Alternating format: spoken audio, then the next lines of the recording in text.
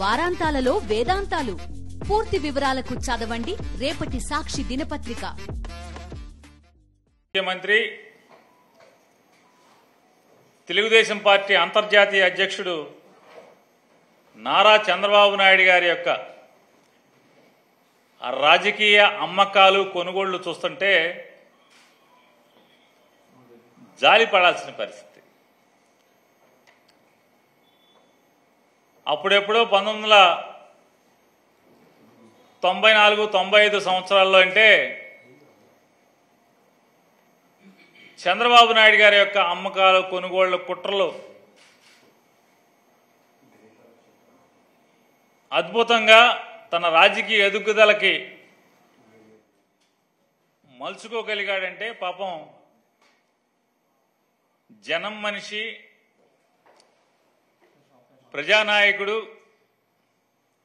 NT Ramarao గారు అమాయకుడు కాబట్టి చంద్రబాబు యొక్క రాజకీయ తప్పుడు పనులు, ఈ అమ్మకాళ్ళు కొనుగోళ్లు ద్వారా లబ్ధి పొందగలిగాడు. లేదా తను అనుకున్నట్టు తనకు అడ్డంగా ఉన్నటువంటి, తన కోరికలకి అడ్డంగా ఉన్నటువంటి ప్రజానాయకుడు ఎన్టీ రామారావు గారిని ఈ అమ్మకాలు కొనుగోలు ద్వారా పడేయగలిగాడు. తను అనుకున్నది సాధించగలిగాడు.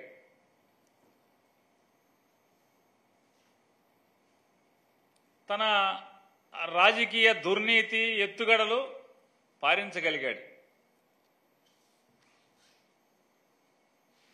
కానీ చంద్రబాబు నాయుడు ఇవాళ రాజకీయంగా ఎవరిని కొట్టాలనుకుంటున్నాడు? జగన్మోహన్ రెడ్డి గారు ఎన్టీ రామారావు గారిలాగా అమాయకుడు కాదు.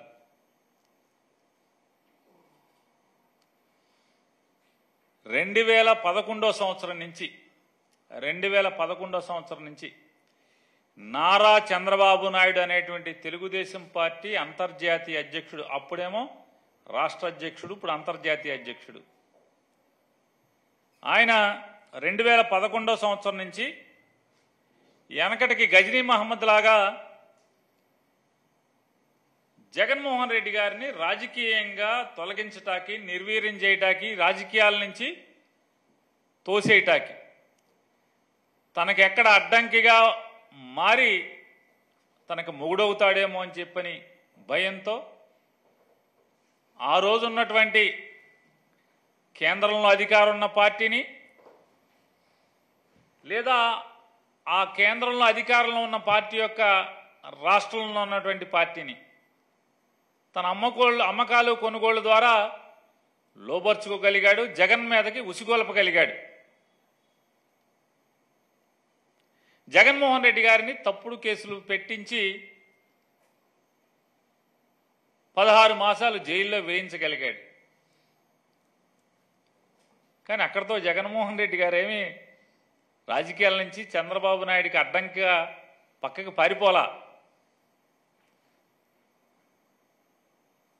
గోడ కొట్టిన బంతిలాగా ఎగసిపడి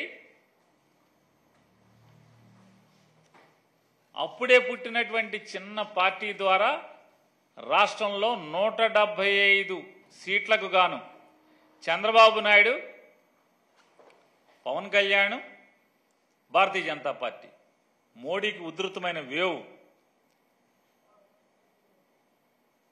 ఆ స్థితిలో 67 సీట్లతో ఒక పెద్ద శక్తిగా చంద్రబాబు నాయుడు కళ్ళ ముందు అవతరించాడు. అయినప్పటికీ కూడా ఈయనకి మతిమరుపు ఎక్కువ, లేదా కుట్రల్లో అలవాటైపోయినటువంటి వ్యవహారం. 23 మంది ఎమ్మెల్యేలని కొని తద్వారా జగన్మోహన్ రెడ్డి గారిని మానసికంగా కుంగదీయాలి, తద్వారా రాజకీయాల్లో తనకు అడ్డు లేకుండా చేసుకోవాలని చెప్పినటువంటి తీవ్ర ప్రయత్నం చేశాడు.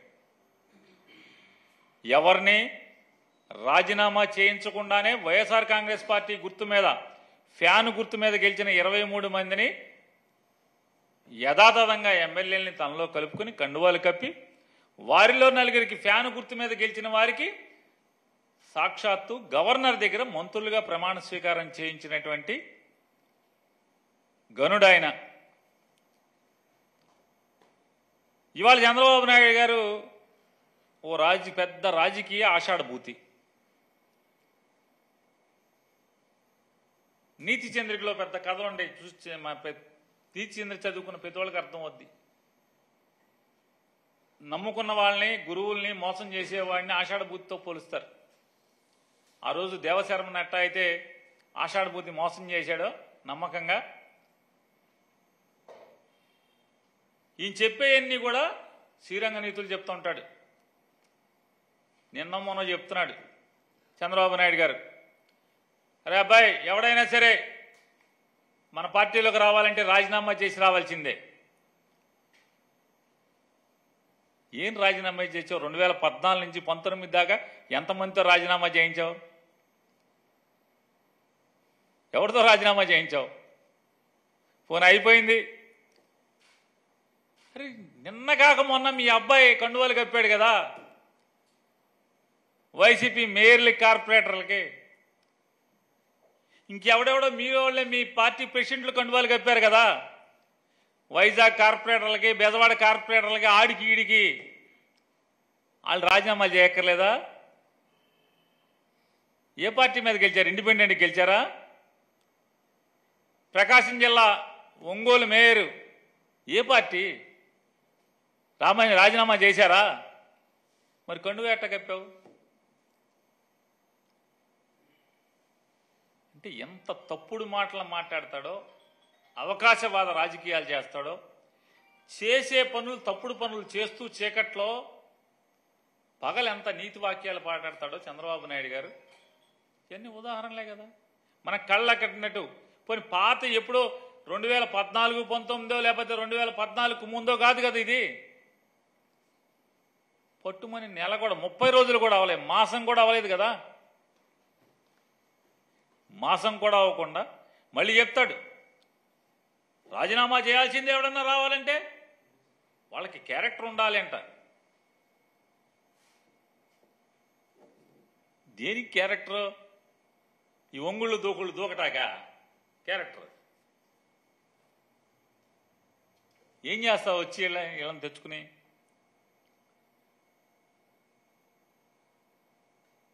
అప్పుడు కూడా పట్టుకుపోయావు 3 4 ఎంపీలని, లోక్సభలో గెలిచిన వాళ్ళని. ఏం చేసుకుంటావు? కూర వండుకుంటావా? జగన్మోహన్ రెడ్డి గారినా నువ్వు కుంగ తీసేది వీళ్ళందరిని చేర్చుకుని? ఎవరైతే నువ్వు చెప్పేటువంటి నీతి సూత్రాలు, శ్రీరంగ నీతులు, క్యారెక్టర్ బాగుండాలి, క్యారెక్టర్ బాగుండి రిజైన్ చేసిన వాళ్ళని తీసుకుంటాం. నువ్వు ఎంతమందిని తీసుకున్నా జగన్మోహన్ రెడ్డి గారిని రాజకీయంగా అంగుళం కూడా కిందకి దించలేవు. పదవులు ఉంటా ఉంటాయి, వస్తూ ఉంటాయి, పోతూ ఉంటాయి. చంద్రబాబు నాయుడు ఓడిపోలేదా? ముఖ్యమంత్రిగా పోలేదా? ఓడిపోలేదా? ఎన్టీ రామారావు గారు ఓడిపోలేదా? ఎన్టీ రామారావు ప్రభుత్వం పడిపోలేదా?